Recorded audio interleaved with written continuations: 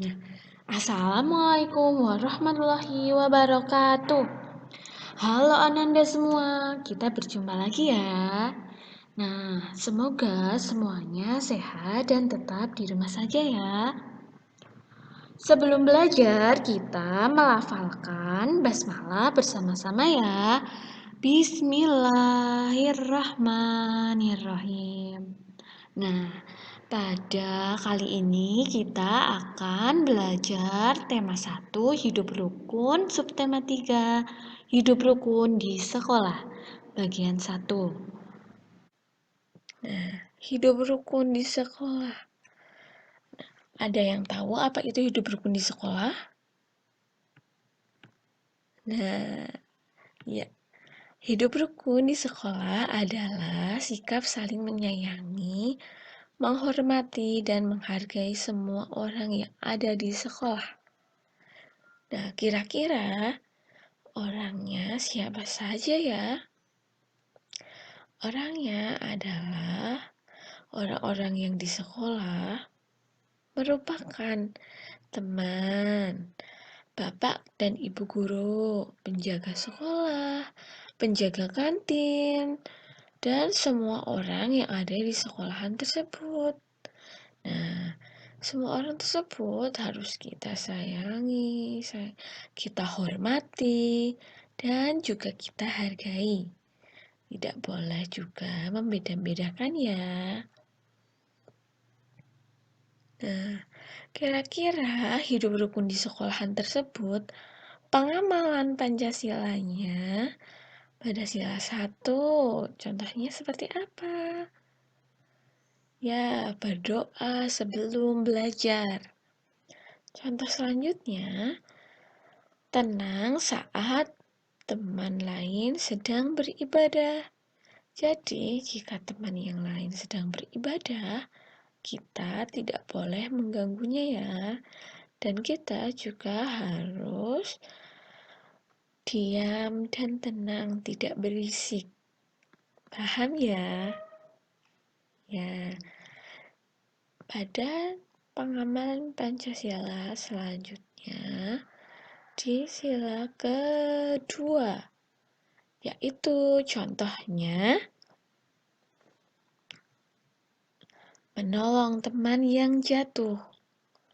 Nah, saat ada teman yang jatuh, maka kita harus menolongnya ya. Membagi bekal kepada teman. Nah, kalau di sekolahan kita membawa bekal dan teman kita ada yang tidak membawa bekal. Nah, kita harus berbagi makanan kita ya dengan teman kita tersebut. Nah, kemudian contoh pengamalan Pancasila di sekolah pada sila ketiga yaitu saat melakukan upacara bendera hari Senin, maka semua siswa dan ataupun semua orang yang mengikuti upacara bendera tersebut harus tertib. Iya, semuanya harus tertib, diam, dan hikmat dalam mengikuti upacara.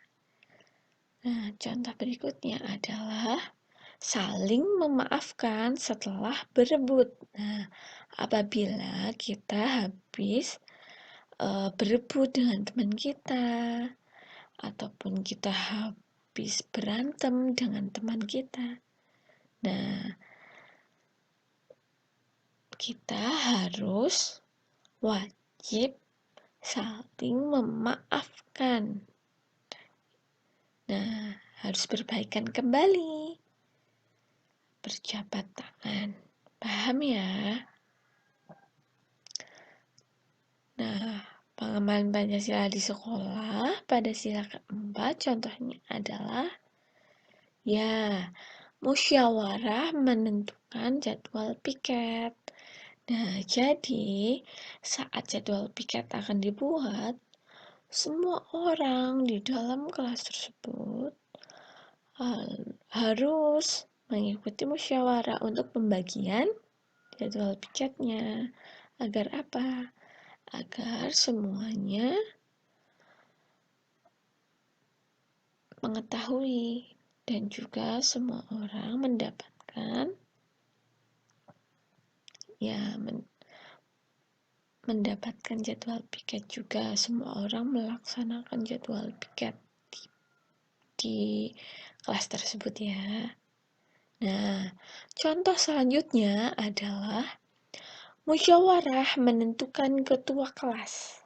Nah, apabila baru masuk kelas, nah di awal-awal kelas pasti nanti akan dipilih ketua kelas. Nah, untuk menentukan ketua kelas juga biasanya semua anggota kelas itu memilih siapa yang kira-kira itu cocok untuk menjadi ketua kelas yang dapat mengatur semuanya, tetapi tidak menggurui ya. Selanjutnya, pengamalan Pancasila di sekolah pada sila kelima, yaitu setiap siswa ikut membersihkan kelas. Nah, jadi semua siswa melaksanakan bersih-bersih kelas semuanya. Jika saatnya membersihkan kelas, jadi tidak ada siswa yang menganggur, semuanya mengikuti jadwalnya itu membersihkan kelas. Contoh selanjutnya, membagi tugas kerja bakti secara adil. Nah, di sini jika akan ada kerja bakti, maka akan dibagi tugas dulu. Siapa saja yang menyapu, siapa saja yang akan membersihkan kaca, siapa saja yang akan membersihkan papan tulis, dan yang lainnya. Dan semua anak kebagian untuk mendapatkan tugasnya masing-masing. Ya, sehingga hal tersebut membagi tugas kerja bakti secara adil. Nah, semua anak mendapatkan bagian kerja baktinya masing-masing.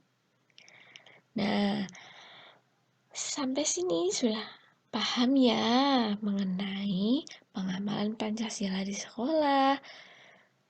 Yang contohnya pada sila 1 sampai 5. Bagaimana keseharian kita?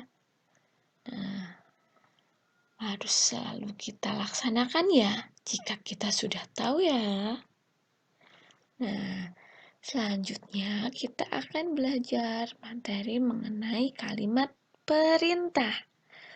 Nah, perhatikan gambar berikut ini. Nah, di sini ada Ayah Dondo. Dondo, tolong ambilkan papan kayu kecil di dekatmu, kata ayahnya. Nah, Dondo pun mengambilkannya dan menjawab, ini papan kayunya ayah. Nah, dari percakapan tersebut kita sudah tahu mengenai kalimat perintah itu yang seperti apa. Nah, kalimat perintah yaitu digunakan untuk menyuruh seseorang. Ya, kalimat perintah bertujuan agar seseorang melakukan sesuatu sesuai kehendak kita. Ya, tetapi kalimat perintah disampaikannya itu dengan sopan dan tidak memaksa. Nah, walaupun kalimat perintah ini digunakan untuk menyuruh seseorang sesuai dengan kehendak kita, nah, kita dalam menyampaikannya pun harus dengan sopan dan tidak boleh memaksa orang tersebut ya. Nah, kira-kira ciri-ciri dari kalimat perintah ini, cara menuliskannya bagaimana?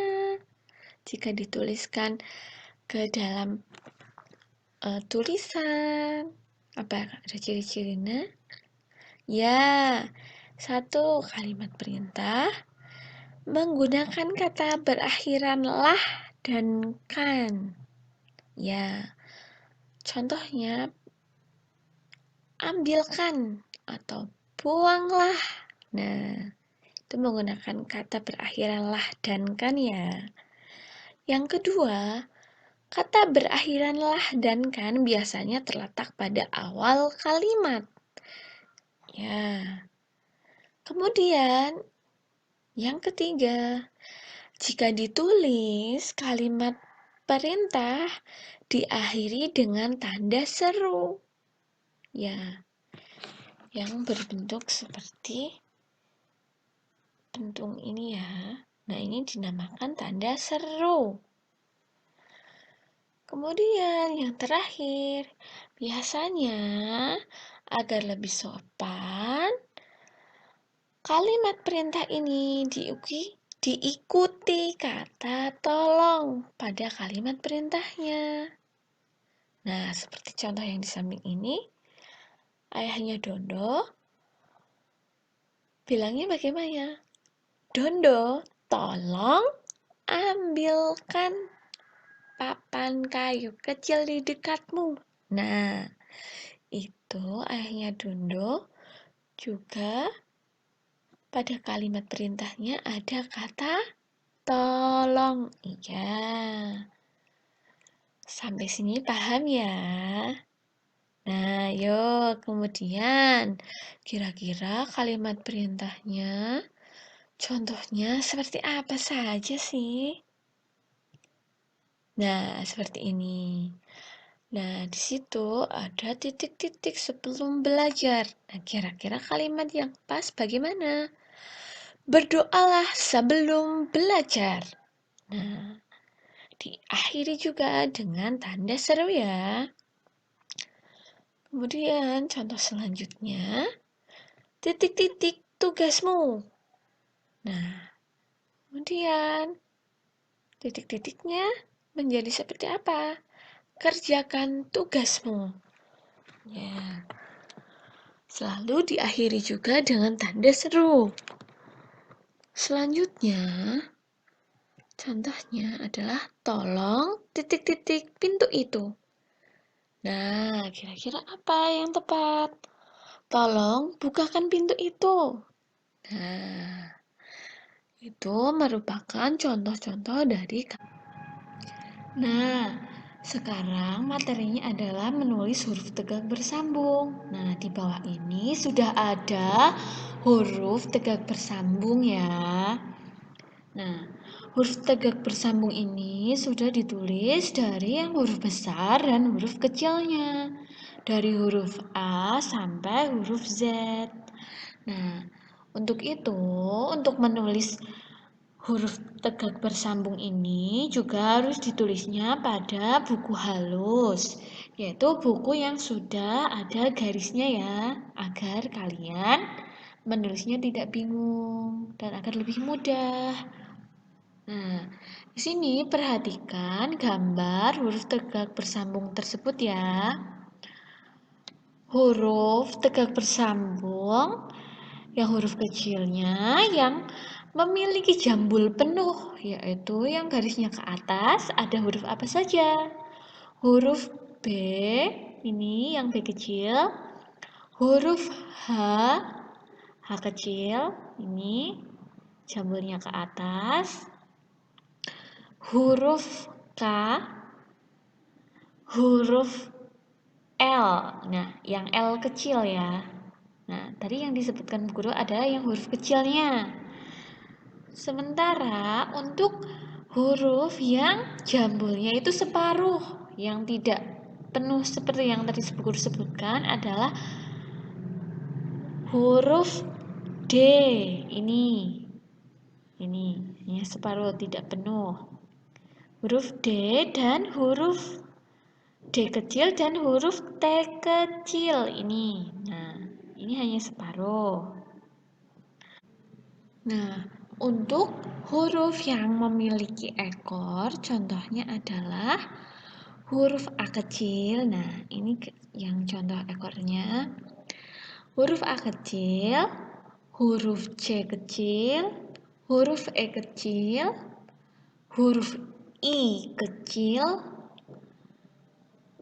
huruf M kecil, huruf N kecil, huruf O kecil, ini ekornya ya. Kemudian huruf R kecil, huruf S kecil, huruf U kecil, huruf V kecil, huruf W kecil, huruf X kecil, dan huruf Z kecil. Nah, itu yang memiliki ekor. Kemudian, huruf yang memiliki ekor dan jambul adalah huruf F. Ini ya. Nah, jambulnya ke atas, terus ada ekornya juga. Kemudian, huruf yang memiliki ekor penuh, yaitu huruf apa saja? Ada yang tahu? Huruf G kecil, huruf C kecil, ini yang ke bawah ya. Dan huruf Y kecil, ini ya ke bawah. Kemudian huruf yang memiliki ekor separuh. Ekornya separuh, yang berarti yang ke bawahnya hanya separuh. Apa saja? Huruf P kecil dan huruf Q kecil. Ini ya ekornya. Perhatikan lagi garis yang berikut ini. Nah, pada buku halus kalian nanti akan terdapat garis-garis seperti di gambar ini. Nah, untuk menuliskan huruf tegak bersambung yang memiliki jambul penuh, yaitu dituliskannya dimulai dari baris 3 ini sampai baris 1 ini. Nah, tulisnya penuh ke atas. Dan juga untuk huruf-huruf besar, masih penuh dari baris 1 ini sampai baris 3. Itu harus penuh nulisnya. Kemudian huruf yang jambul ke atasnya hanya separuh. Berarti cara menulisnya dimulai dari baris 3 ini hanya sampai baris 2. Paham ya? Kemudian, huruf yang dituliskan apabila hurufnya itu memiliki ekor ke bawah, yaitu penuh. Yaitu dituliskannya dari baris 3 ini sampai dengan baris 5 sini. Harus penuh ke bawah ya. Kemudian jika garis ke bawahnya hanya separuh, berarti dari baris 3 sampai baris 4 saja. Baru ke baris 3 lagi, nulisnya di sini. Nah, dan untuk huruf yang hanya memiliki ekor saja, huruf kecil yang memiliki ekor, maka ditulisnya semuanya di dalam baris 3 ini. Semuanya ya, di sini semua. Tidak ada yang melebihi garis ini. Begitu. Nah, untuk lebih jelasnya, lihat contoh berikut ini ya. Nah, sudah terlihat ya. Ini ada kata hujan yang sudah ditulis ke dalam huruf tegak bersambung. Kemudian ada kata angin, kata kencang, dan hadiah. Nah, diperhatikan ya.